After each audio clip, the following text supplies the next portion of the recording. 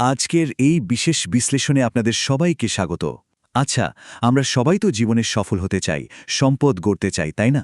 কিন্তু সত্যি বলতে কি, সম্পদ তৈরির পেছনের আসল ফর্মুলাটা আমাদের সাধারণ চিন্তাভাবনার চেয়ে একেবারে আলাদা।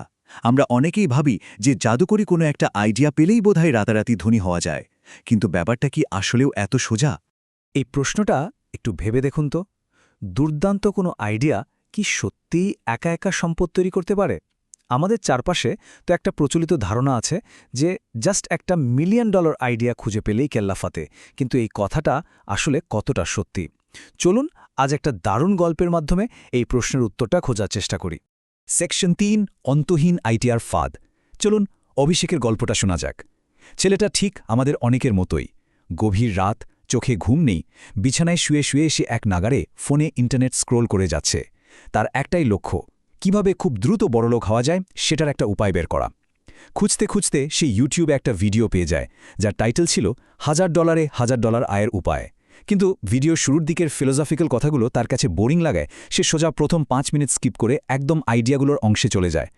এবার ভাবুন তো অবস্থা, ফলের রস বিক্রি করা থেকে শুরু করে কারখানার জন্য ওয়্যাক্স রিং কিংবা বিশাল কোনো গোদাম ভাড়ার মতো সম্পূর্ণ আলাদা আর পাগলাটে সব আইডিয়ার বন্যায় অভিষেক রীতিমতো ভেসে যাচ্ছে। এতগুলো বিশৃঙ্খল অপশন দেখে কোনো কাজের অনুপ্রেরণা তো সে পেলই না, উল্টো মানসিকভাবে আরও কনফিউজড হয়ে পড়ল। তার খালি মনে হতে লাগল এত কিছুর মধ্যে সে আসলে শুরুটা করবে কোনটা দিয়ে। এই যে অবস্থাটা, এটাকে আমরা বলি অ্যানালাইসিস প্যারালাইসিস। মানে কাজের কাজ কিছুই না করে শুধু আইডিয়া জমিয়ে যাওয়া। ব্যবসার একদম বেসিক দর্শনটাকে পাত্তা না দিয়ে কেবল নতুন নতুন আইডিয়া খোঁজার এই যে নেশা, এটা শেষ পর্যন্ত হতাশা ছাড়া আর কিছুই দেয় না। অভিষেকের বেলাতেও ঠিক তাই হলো। সে উল্টো প্রতিটি আইডিয়ার মধ্যে খুদ বের করতে শুরু করল, হাজারটা অজুহাত দাঁড় করালো, আর শেষমেশ চরম বিরক্ত হয়ে ভিডিওটাই বন্ধ করে দিল। এর কিছুদিন পরের কথা, শপিং মলে অভিষেকের সাথে বেশ ইন্টারেস্টিং একজন মানুষের দেখা হয়ে গেল। অভিষেক মনে মনে তার নাম দিল ডক্টর বুক, কারণ ওই ভদ্রলোক ঠিক সেই বইটাই পড়ছিলেন যেটার ভিডিও সামারি অভিষেক কিছুদিন আগে দেখেছিল। তো কৌতূহলী হয়ে অভিষেক যখন তাকে এ নিয়ে প্রশ্ন করল, তখন ডক্টর বুক এমন একটা কথা বললেন যা ওর চিন্তাধারাই বদলে দিল। তিনি জানালেন ওই বইটা আসলে হাজারটা আইডিয়ার কোনো লিস্ট নয়। সম্পদ তৈরি হয় মানুষকে ভ্যালু দেওয়ার মাধ্যমে, আর বাস্তবে কাজ শুরু করার মাধ্যমে। শুধু মাথা খাটিয়ে আইডিয়া বের করলেই হয় না। ব্যাপারটা ক্লিয়ার করার জন্য তিনি দারুণ একটা ঐতিহাসিক গল্প শোনালেন। সেকশন ৭, স্নিট পরিবারের গল্প। চলুন একটু টাইম মেশিনে করে অতীতে ফিরে যাই। সময়টা আমেরিকার গ্রেট ডিপ্রেশন বা মহামন্দার যুগ। চারপাশের অর্থনীতি তখন ধসে পড়েছে, আর স্নিড নামের এই পরিবারটিও মারাত্মক অর্থকষ্টে ভুগছে। সবাই যখন হতাশ হয়ে হাল ছেড়ে দিচ্ছে, তখন স্নিড পরিবার কিন্তু হার মানেনি। তারা ঠিক করল ভিন্ন কিছু একটা করতেই হবে। শুরুতে তারা শিকাগোর ধনী মানুষদের টার্গেট করে লাইম এবং জিনের মিশ্রণ বিক্রির একটা দারুণ প্ল্যান ফেদে বসল। কিন্তু একদম ফ্লপ, চরমভাবে ব্যর্থ হল সেই আইডিয়া। এর কিছুদিন পর তাদের এক বন্ধু উপহার হিসেবে এক বাক্স টমেটো পাঠালো। মিসেস স্নেড সেই টমেটো দিয়ে জুস বানিয়ে প্রতিবেশীদের খাওয়ালেন, আর আশ্চর্যের বিষয় হল সবাই সেটা দারুণ পছন্দ করল। এই অপ্রত্যাশিত ফিডব্যাক পেয়ে তারা ওই ফেল করা লাইম জুসের আইডিয়া বাদ দিয়ে পুরো মনোযোগ দিল টমেটো জুসে। কয়েক সপ্তাহের মধ্যে তারা ভালো মানের টমেটোর জন্য বিশেষ চাষিদের সাথে ডিল ফাইনাল করল, আর কয়েক মাসের মধ্যেই মর্নিং গ্লোরি নামের সেই প্রিমিয়াম জুস তারা সরাসরি বিলাসবহুল হোটেলগুলোতে বিক্রি করতে শুরু করল। একটা ব্যর্থ আইডিয়া থেকে কিভাবে তারা ঘুরে দাঁড়ালো ভাবা যায়। সেকশন ৯, সাফল্যের ৫টি শিক্ষা। এই চমৎকার ঐতিহাসিক গল্পটা শুনে শুধু মুগ্ধ হলেই তো চলবে না, তাই না? এবার সময় এসেছে স্নিট পরিবারের এই পুরো জার্নি থেকে ব্যবসার ৫টি ভীষণ দরকারি আর চিরন্তন শিক্ষা বের করে আনার। চলুন এক এক করে দেখে নিই। প্রথম শিক্ষাটা একেবারে সোজা। আইডিয়া নিয়ে পড়ে থাকার চেয়ে কাজে নেমে পড়াটা ১০০০ গুণে বেশি জরুরি। একবার ভেবে দেখুন, স্নিট পরিবারের লাইম জুসের আইডিয়াটা কত নিখুঁতভাবে প্ল্যান করা ছিল, কিন্তু সেটা কাজে আসেনি। অথচ সাধারণ একটা টমেটো জুসের আইডিয়া নিয়ে তারা যখন বিশাল পরিসরে ঝাঁপিয়ে পড়ল, সেটাই তাদের অবিশ্বাস্য সাফল্য এনে দিল। দ্বিতীয় শিক্ষাটা হলো কমিটমেন্ট বা প্রতিশ্রুতি। স্নিড পরিবার কিন্তু একই সাথে লাইম জুস আর টমেটো জুস দুটো নিয়ে টানাটানি করেনি। যখন তারা বুঝতে পারল যে টমেটো জুসটা ক্লিক করেছে, তখন তারা তাদের শতভাগ ফোকাস, সময় আর শ্রম শুধু ওই একটা আইডিয়ার পেছনেই ঢেলে দিল। এই ফোকাসটা ধরে রাখাটাই আসল। আর এটা আমাদের তৃতীয় শিক্ষার দিকে নিয়ে যায়, যা একজন উদ্যোক্তার জন্য সবচেয়ে বড় মাইন্ডসেট শিফট। আপনি নিজে কি বিক্রি করতে চাচ্ছেন তার চেয়ে অনেক অনেক বেশি জরুরি হলো মার্কেট বা মানুষ আসলে কি কিনতে চাইছে সেটা বুঝতে পারা। লাইম জুস ছিল স্নিটদের নিজেদের চাপিয়ে দেওয়া আইডিয়া, কিন্তু টমেটো জুসের ক্ষেত্রে তারা মানুষের চাহিদাকে ধরতে পেরেছিল।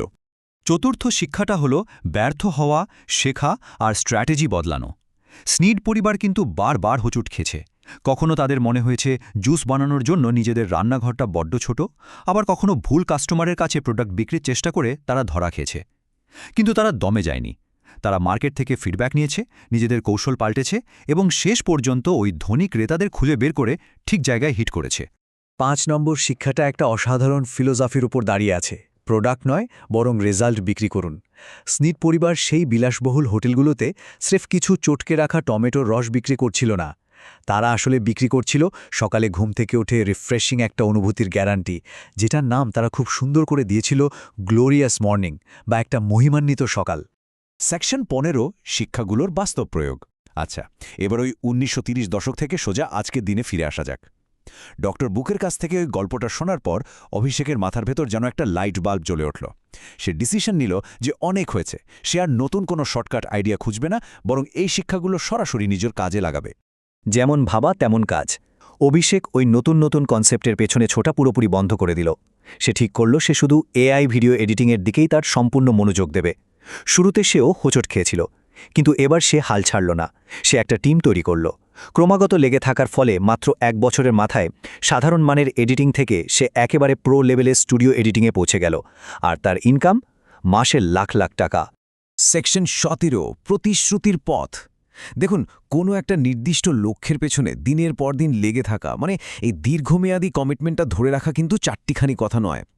আমাদের মূল সোর্সে খুব সুন্দর একটা প্র্যাকটিক্যাল ফ্রেমওয়ার্কের কথা বলা হয়েছে, যেটা ঠিক এই লম্বা রেসের ঘোড়া হতে সাহায্য করে। সোর্স ম্যাটেরিয়ালের ক্রিয়েটর চমৎকার একটা সমাধানের প্রস্তাব দিয়েছেন এখানে। এমন একটা প্ল্যাটফর্মের কথা বলা হয়েছে যেটা মূলত আপনার মনোসংযোগ বাড়াতে, একটা স্ট্রং মাইন্ডসেট তৈরি করতে আর উদ্যোক্তাদের জন্য একটা দারুণ সাপোর্টিভ কমিউনিটি গড়তে সাহায্য করে। এখানে যেমন স্কিপ না করে পুরোটা দেখার অভ্যাস তৈরির জন্য ভিডিও বুক সামারি আছে, তেমনি আবার ফোকাস ধরে রাখার জন্য আছে হোয়াটসঅ্যাপ অ্যাকাউন্টেবিলিটি গ্রুপের মতো খুব দরকারি সব সিস্টেম। এখানে আর একটা ইন্টারেস্টিং ব্যাপার হলো এই পুরো কমিউনিটি অ্যাক্সেস আর সাবস্ক্রিপশন প্যাকেজটার দাম রাখা হয়েছে মাসে মাত্র 99 টাকা। উদ্দেশ্য খুব পরিষ্কার, যারা সত্যিই সিরিয়াসলি কিছু করতে চাইছে তাদের জন্য যেন এটা একটা সহজ এবং সাশ্রয়ী প্রথম ধাপ হতে পারে। সফল হওয়ার বেশ কিছুদিন পর অভিষেক একদিন হঠাৎ করেই তার দেখা ওই পুরনো ভিডিওটা আবার খুঁজে পেল। মজার ব্যাপার হলো, এবার সে আর শুরুর অংশটা স্কিপ করল না। সেই দার্শনিক কথাগুলো সে একদম মন দিয়ে শুনল। আর এখন ওই কথাগুলোর গভীর অর্থ তার কাছে আয়নার মতো পরিষ্কার। সে এখন খুব ভালো করেই জানে 1000টা আইডিয়া জেনারেট করে বসে থাকার চেয়ে যে কোনো একটা আইডিয়া নিয়ে মাঠে নেমে পড়ার পাওয়ার কতটা বেশি। আমাদের আজকের এই আলোচনার একেবারে শেষে এসে এই প্রশ্নটা সত্যিই ভাবার মতো। নিখুঁত একটা আইডিয়ার অন্তহীন খোঁজে কি আসলে আমাদের সম্পদ গড়ার পথে সবচেয়ে বড় বাধা হয়ে দাঁড়াচ্ছে? একটু ভেবে দেখুন তো। হয়তো আমরাও ওই অ্যানালাইসিস প্যারালাইসিসের ফাঁদেই আটকে আছি। তাই পারফেক্ট সময়ের বা পারফেক্ট আইডিয়ার অপেক্ষা করা আজ থেকেই বন্ধ করে যে কোনো একটা কিছু নিয়ে কাজে ঝাঁপিয়ে পড়ার এখনই সেরা সময়। আজকের বিশ্লেষণ এখানেই শেষ করছি। আশা করি এই আলোচনা আপনাদের নতুনভাবে চিন্তা করতে সাহায্য করবে।